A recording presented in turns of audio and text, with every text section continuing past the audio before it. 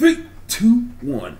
Welcome back to another exciting, head-scratching episode of my show, Insane Disappearances. Yes, folks, I am back once again, getting back to the way things are, getting back on track with a brand new one. And this one is just as creepy as the rest, and just as mysterious because the man has never been found. And when I say the man, I mean a man by the name of Lee Peltier. I just found out about him on Missing 411 Alternative on Facebook. Very great group of foreign people. They're very passionate, like I've said in the past. And if I were you, I would go to that and see if they can slide you in there. They got a lot of great information on that on that page on Facebook. A lot of clips, a lot of feedback on people that went missing in national parks, children that have gone missing, or kidnapped or whatever it got anything to do with missing, they talking about it on there. So they're very passionate, and they have, like I said, they have a lot of information on there, very good information, very good intel, and they're very, very, very good at it. They get down to the nitty gritty when it comes to these cases, and when they post them on there. So if I were you, I'd go there and check them out. Missing 411 Alternative. Very great for them. All right. Now, let's get down to business. Tonight, everyone, like I said before, this story is going to be about a man named Lee Peltier. Now, this man, from what his family believes, is still out there. This is the family of a missing Lake Elmo hunter. And they have hopes for answers. They really need for him to come home because he's a very loved man by his family and his friends. Okay, and he's a very avid hunter. Okay, and he's been in the wilderness probably all his life. Now, this is, like I said, about a man named Lee Peltier. He wasn't dressed for nasty weather last month. When he went deer hunting, east of Hinckley, Minnesota. He was wearing camouflage pants. Now listen to this. This is one of the criteria that I picked up on that really kind of popped my eyes open, because they were polite talked about this many, many times. Like I said, he was wearing camouflage pants, a red sweatshirt, a blaze orange vest, and an orange stocking hat. Peltier planned to be in the Nemaji State Forest for just a short time on Saturday of November 3rd. Okay, now it was shortly before lunchtime, when he and 3 friends went out to hunt. Peltier and John Warner, one of the owners of the cabin where they were staying, headed toward a nearby pond. Now, they separated on purpose. And the reason why is because, now this is something that his daughter said. Her name is Megan DeCourcy. Now, she lives in Stillwater. I think that's Stillwater, Minnesota. Okay. Now this is what she said. My dad was going to walk along the edge of the pond. John was going to walk up higher on the bluff. If there were any deer drinking in the pond, my dad would flush the deer out, and they would run toward John, and he would shoot the deer. That was their plan. That was the plan. But obviously that plan didn't work. Hundreds of people gathered to search the area after Peltier's friend reported him missing the next day. No trace of him has ever been found. Now, it's just like this big feeling of emptiness. This is what his other daughter, Katie Nelson, said. She's also from Stillwater. We have no idea. Oh, 1 second. Oh, okay. Now, we have no idea what happened. We have no idea where he ended up. Now, every time we walked out of that forest, I just felt like we were leaving him behind. It was awful. These are all her words. It's really important that we recover him because he's just out there. He's still out there. Now, see, that is the words of a very worried family member, a daughter, someone that is always close to the father. So you know she has a passion for trying to find her dad, and I commend her on that. Now, moving on. Peltier, age of 59, is an experienced outdoorsman. He loves to hunt duck and deer. He often went hunting on the 100-acre family farm where he lived in Lake Elmo. Now, when Peltier didn't show up for lunch that Saturday, his friends assumed he had spotted a deer and was trailing it. Now, this is something that DeCourcy said, his other daughter. Now, they didn't think much. They didn't think much of it until he had been a couple of hours. Then it was dusk, and then it was dark, and then they really started to worry, which is, of course, is going to happen because if you've been gone all day, you ain't came home for lunch, you didn't come home for dinner, and it's already dark outside, so that means you out there in the cold trying to survive, if that. I'll get to that part later because the fact that he was wearing bright clothing, we all know about that. But like I said, we get to that later after I finish reading the story. Okay. Now, as you know, in the mountains, there's no cell phone service in the area. So the men stood outside, built a huge bonfire, and listened for gunshots. Now, this is something that David Pilatus has mentioned in one of his interviews about people who get lost in the national forest, like maybe a police officer or, like I said, an avid hunter or a hiker. Now, the thing that they was waiting for was 3 gunshots that he was supposed to shoot in the air. Now, it says here, if a hunter is in distress, they'll shoot 3 shots into the air. This is what DeCourcy said, his daughter. They were waiting to hear anything like that, which they did not, sadly. They stayed up all night waiting for him. He never showed. The weather didn't help. The rain turned into snow, which is a bad thing. This is what always happens, in the mountains when it comes to national park disappearances. 1 minute it's sunny, next minute an overcast comes over the area. Next thing you know, it starts raining like crazy, washing all of the evidence away. If there would be any evidence out there. Footprints, hair samples, a piece of clothing that got ripped off from a twig that he probably went through, maybe some thorns that was probably in the area. I don't know. But nothing was ever found.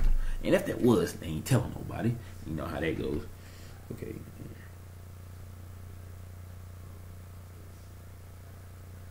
Yeah. Okay.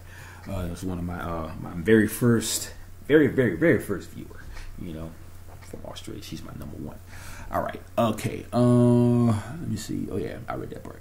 Oh yeah, this is the part where he's talking about. Now the weather didn't help. Rain turned into snow, and the temperature dropped to 21 degrees. Ouch. Yeah, that'll definitely do it. Now, the men went out to search the next morning. Then headed toward town about it's about like a half-hour drive away. They called 911. The call came in around 11:24 a.m. that morning. Now, 5 officers from the Pine County Sheriff's Office and the Minnesota National... wait a minute. This screen is jumping all over the place. I hate that part. It keeps making me lose my spot. Okay, it says... I'll just read that part over again. Now, 5 officers from the Pine County Sheriff's Office and the Minnesota Department of Natural Resources arrived and searched on foot and by ATV until dark. The next morning, friends and family members from the metro area came to help search the Nemaji Forest, which encompasses nearly about 9,000 acres in pine and Carlton countries. And they got a nice picture of his daughters and his son. Very beautiful family. Very beautiful daughters. Both blonde. Very beautiful. And they're like twins almost, except one's got long hair, and I think her hair is maybe pinned up in the back. But I'll put that on the thumbnail once I get the video uploaded. Okay, now it says here, Lake Elmo resident Lee Peltier is pictured here in 2011 at daughter Katie Nelson's wedding in Cabo San Lucas, Mexico. Also pictured are Peltier's daughter Megan DeCourcy left and son David Peltier right, courtesy of Katie Nelson. There was no show of the in the picture of his daughter's husband, but it's just him and his daughters and his son. Very beautiful family. Okay, now son David Peltier, who lives in Woodbury, said the wet and treacherous terrain, bogs, trees, swamps made the search extremely difficult. Yeah, that can happen. So that would make you think, how is it that he was able to get through all that if they could barely get through it? That they talk about that a lot, where people go in there and somehow they're found in these areas that are very, terrainy, very hard to get through. You got to step over stuff, and you may get snagged by a twig or snagged by a thorn, or you could probably step in a little ditch that may be filled with a bunch of leaves or, water. You never know what you're gonna find out there in places like that, especially if there's a bog out there. Okay, you know how that is. That's swamp territory. Okay. Sorry about that, guys. I just got off of work, so I'm just a little tired, just a little bit, but not enough to not get this video out there. Okay. Let's see here. Okay. Now I think this is what one of the children was saying. You have to see it to believe it, he said. And this is his son saying this. It's just one giant bog. There's some high ground in there, but not very much. It's so thick, it's so easy to get turned around. We had a group of 12 of us in a search party, and we thought we were walking west, and then we stopped and looked at the compass, and we were going southeast. Very strange. How is it that you thought you were going west, and then you look at the compass and you realize you were going east? Maybe there was some sort of interference in the energy that caused the magnetic field to shift it on purpose to keep you going in the wrong direction. Very weird how nature works, just to keep you from finding out something that you don't need to know about. I've heard of it happening. It's pretty weird. It happened to the woman that I interviewed who went to Brown Mountain National Park. With her cell phone, she said the time kept shifting like crazy. Yet you looking up in the sky, the sun is still up. Like if you look at your phone and you out there and it's saying like maybe 6:30, 7 o'clock. If it's in the summertime, it don't get dark until 8. So it's almost 8 o'clock. The sun should have been setting in a certain area, but it was still high in the air. Okay? So like I said, it happens in places like that. Especially in places that you can't really seem to understand, especially if weird stuff start happening. All right. Now, cell phone records from AT&T show Peltier made 3 phone calls at 1:40 p.m. November 3rd to his 3 fellow hunters, but his phone didn't die until 5:30 the next morning. Now, this is what his daughter said. If he had gone into the water on Saturday, his phone would be hold on one second. I forgot to hook up my freaking microphone, so if my voice sounds a little low, that's why. So I apologize. I'm about to hook it up right now. And here it is, folks. Here's the microphone, ready to go, ready to rock. All right, so sorry about that. So if my voice sounded a little weird, this is why I forgot to hook up my microphone. I didn't hear that boop, boop, boop noise, but it's hooked up. So make sure volume is up all the way. Okay. All right. Now, where was I? Let me see. Oh, okay, here we go. Now, he believes his father, who had visited the cabin the previous winter, got so wet and cold that he became hypothermic. They typically find lost people within a half mile of their last known location, but I think he's a lot further away than we think. This is what his son David said. He was physically fit, and I think he covered a lot of ground. You never know, he could have. Lee Peltier, who owns a sign and crane company. Okay, got his own company. That's what's up. He didn't have a backpack of water or even a lighter. He could have started a fire. This is what his daughter DeCourcy said. He may have fallen into the pond, or he could have just gotten turned around. Cell phone records from AT&T show Peltier made 3 phone calls. Okay, I read that part already. That was the one about his hunter friends. I got an elbow in my chest. Excuse me. Okay. Now, if he had gone into the water on Saturday, his phone would have died well before then, because the phone would have been damaged, because of it being in the water. I know how that feels. I dropped my phone in the toilet once. Well, actually, it was a urinal. The minute it hit the water, it was done. Even the chip got fried. Because you got that little opening where you put the little plug at, to charge your phone. It went in through there and went straight to the chip. It was gone. Water damage all over the phone. It was crazy. I was without a phone for about 2 weeks. It's very grueling because my girlfriend at the time was like, "Why ain't you calling me?" Couldn't do nothing. Couldn't do a darn thing. But anyway, getting off track here. My bad. All right. Let me see. Where was I again? Okay, his phone would have died well before then, because the phone would have been damaged, due to water.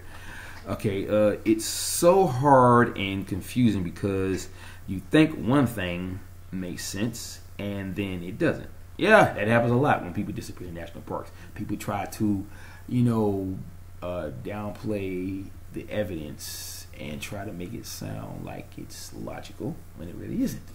Some people do that. Some people just get freaked out, or they get confused because you think he's going to be out there, and then all of a sudden, when you think he's going to be in a certain spot, he's not there. You keep searching for other spots, he's not there, and you can't find him. He has not been found since he disappeared. The question is, where did he go, or where is he? Is he somewhere waiting out a chance to get out of there? Is he so lost that he don't know where to go, so he just stayed out there to become a hermit? I don't know. I'm just grasping at straws here, so don't pay me no mind. Okay, let's see. Now,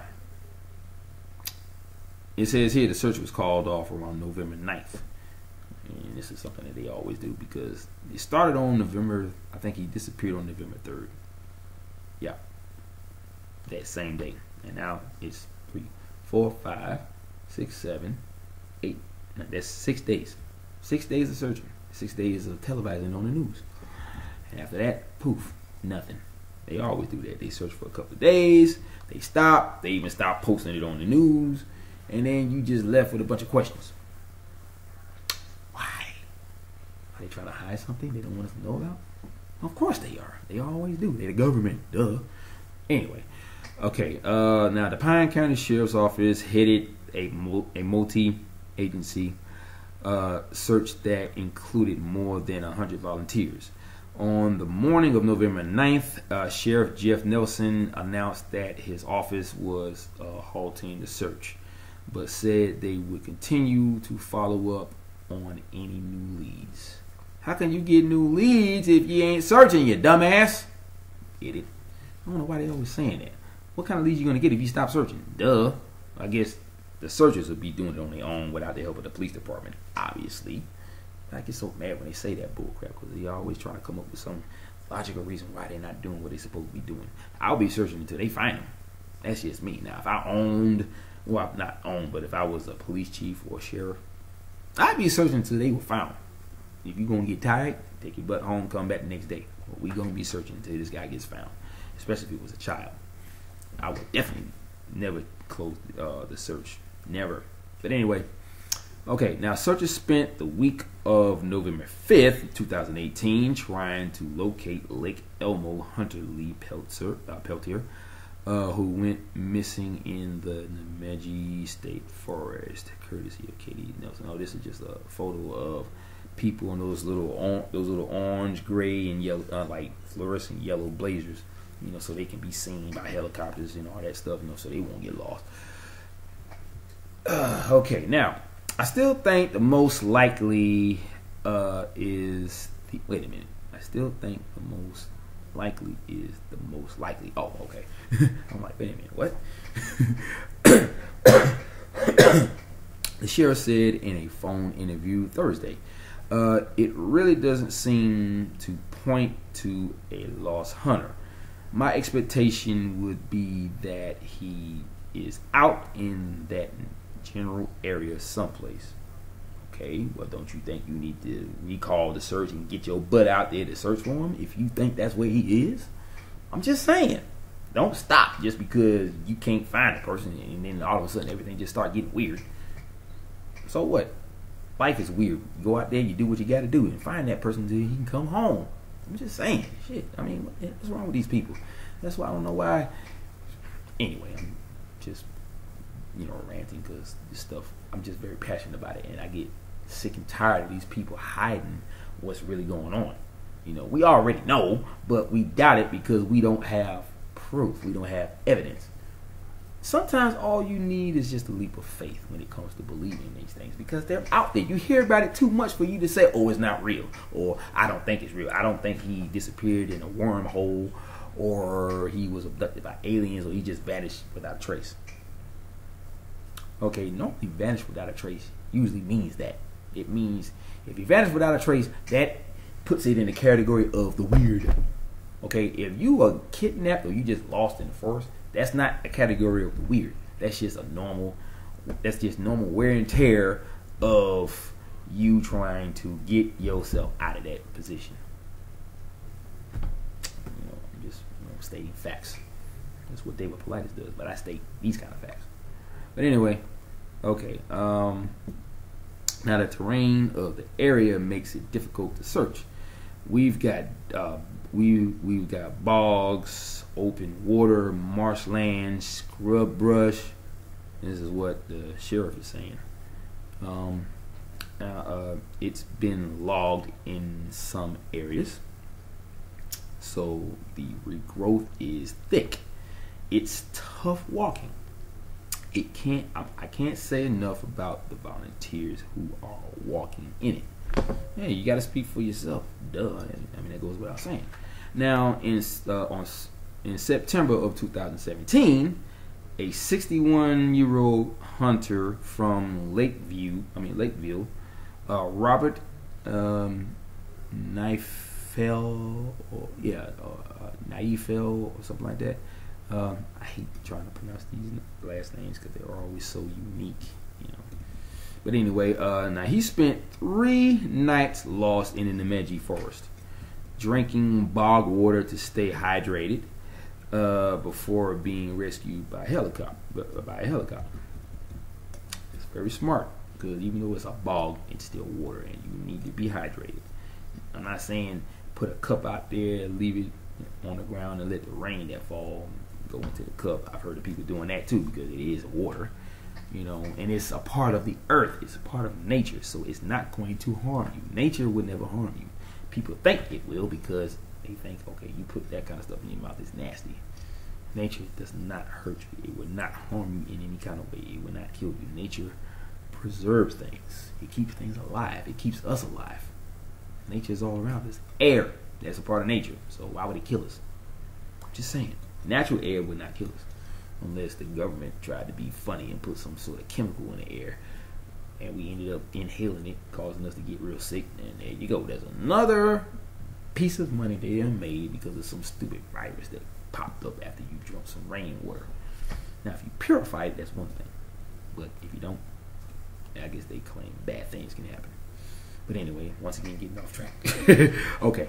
All right. Now, a Minnesota State Patrol airplane equipped it with an infrared thermal camera located Naifel because he was able to get a fire going, which is very good. They saw the fire and they picked him up.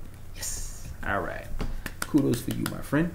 Now, Sheriff Nelson said ground teams tried and failed on at least 3 occasions to reach him. A helicopter team was finally able to rescue him via a long tether and rescue vest.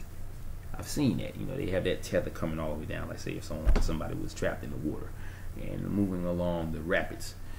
It's like a little gurney or like a little bed that they have attached to this, what do you call it? You know, the tether, and they lower it down, put the person's body on it, and raise it back up to the helicopter. This is what National Guard does. You know, I've seen it happen on TV, but I've seen it happen. But anyway, Nelson said his office is certainly not done with it. We're kind of dependent on some outside help at this point. Now, they even got a map of the area that he was in. It doesn't point an arrow to the area where he was. It just shows the map of the forest. You know, and it's in purple and green, all kinds of different color greens, and you know, the blue for the water. Is, you know, a pretty nice looking map. Okay, now let's see here. That outside help includes support from the John Francis Foundation, a Stillwater nonprofit organization, excuse me, that was founded by David Francis in honor of his son John, who went missing in Idaho's Sawtooth Mountains in 2006 and was found dead a year later. Oh, wow. Ouch. Okay. Now, the foundation has provided crisis and grief support to more than 44 families in 18 states and Canada. Very good. Now, John Francis, who was 24 when his son when he died, and Megan DeCourcy, 36, were classmates at Stillwater Area High School. Small world. They graduated in 2000. I knew from my long experience in wilderness safety education that hunters are the most likely population to go missing, David Francis said. The call from Lee's children made it very personal for me. Well, I would imagine so, after what happened to your son. Yeah, I feel the same way. Now, Francis has been working with Ken Anderson. Oh boy, excuse me. Ken Anderson of Emergency Support Services Technical Search and Rescue, who has arranged for canine and groups and ground searches. Anderson, who lives in Minneapolis, said he also is working on having the area photographed by air, and then plans to scour the photos, for clues. Very smart thing to do. Now, to have seen no trace of him whatsoever, to have no sign of him is so bizarre. Yeah, I should say so. And this is what his daughter DeCourcy said once again. He's been hunting all his life. He grew up on a farm. He loved the outdoors. He would have known to fire his gun. If he were going to take cover, if he found a cave a cave or something, he would have put a clue outside, left some signs. Yeah. DeCourcy said her heart is especially heavy, as Christmas approaches. Wow. Yeah. A crazy time like that, and not being with your father or your mother on Christmas. That'll make anybody crazy. I know with me. And my mom is all I got left. My dad passed away in 2010 of a heart attack and a stroke, so I know how she feels. You know, when you lose a loved one and they're not there to back you up and do all kinds of things. Okay, now the holidays just bring more sadness, she said. We don't have the option to get together.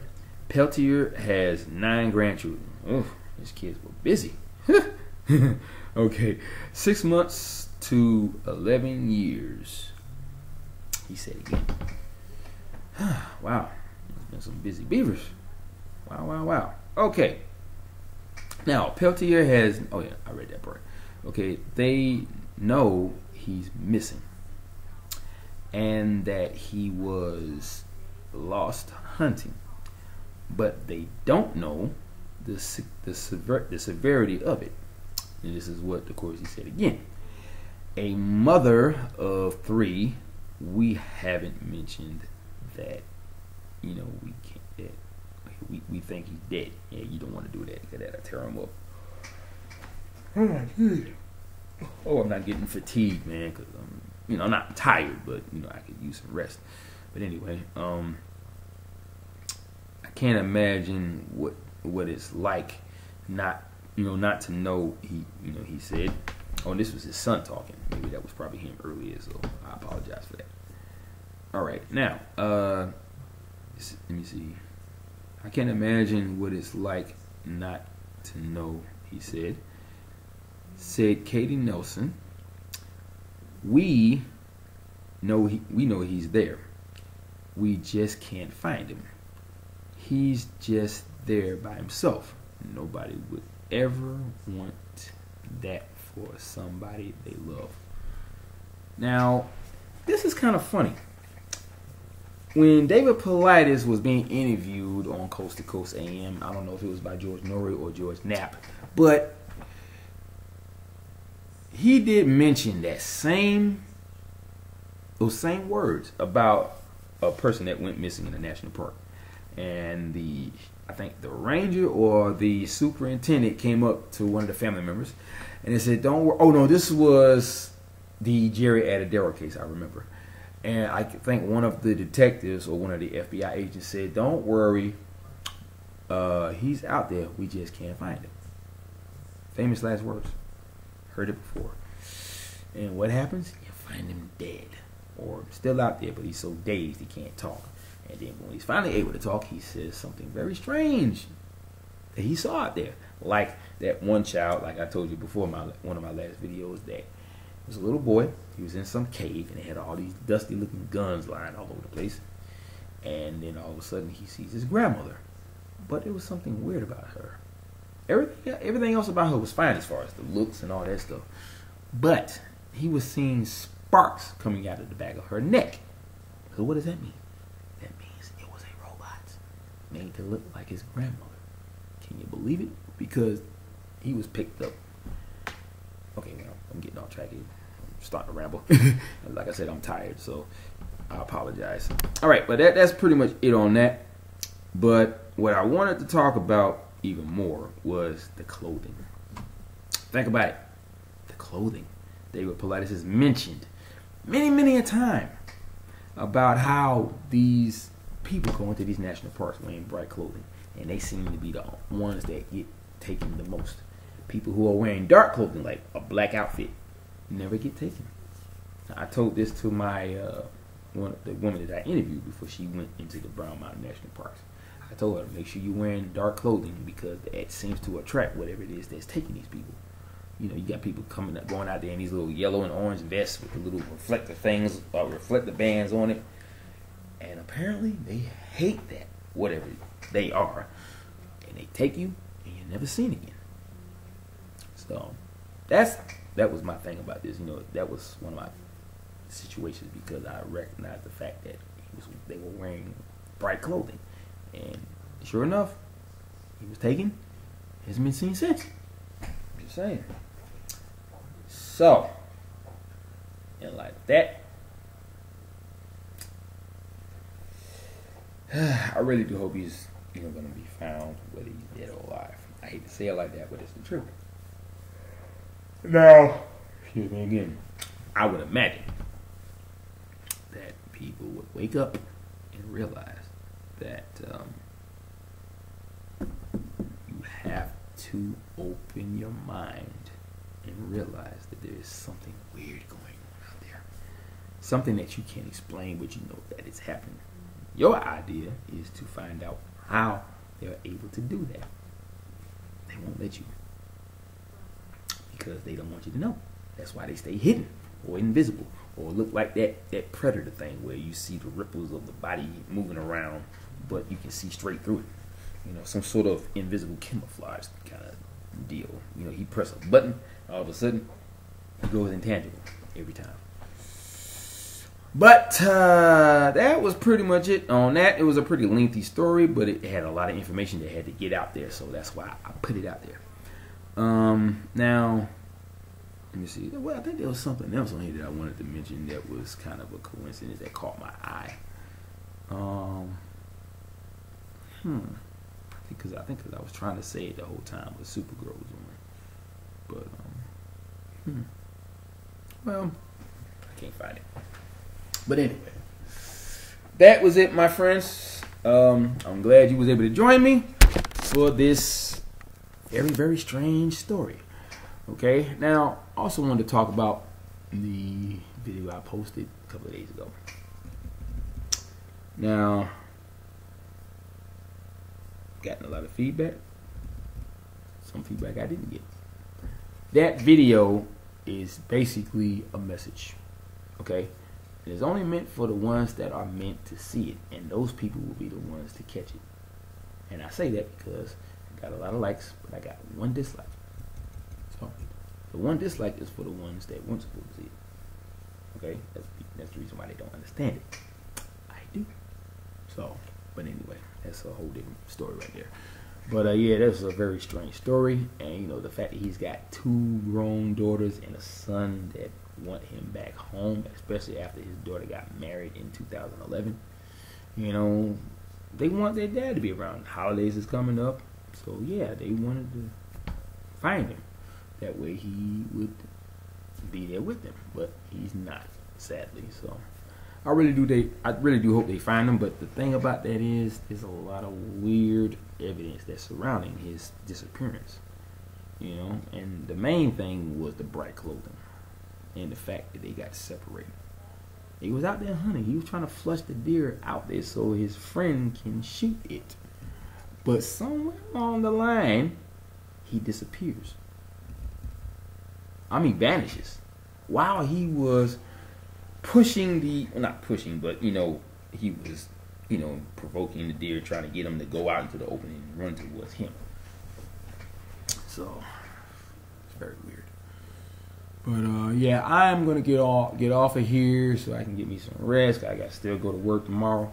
So, but I'm happy to be here as usual, and I'm happy you guys are here watching this show. And, of course, as always, there's going to be more, so stay tuned. You know how I do it at the end of every video. You know how I do it. Come on now. You know. So, this is what I'm going to do. I'm going to do like I always do. Aloha, mahalo, and ahui ho, brother, and wahine. Peace out. See you later.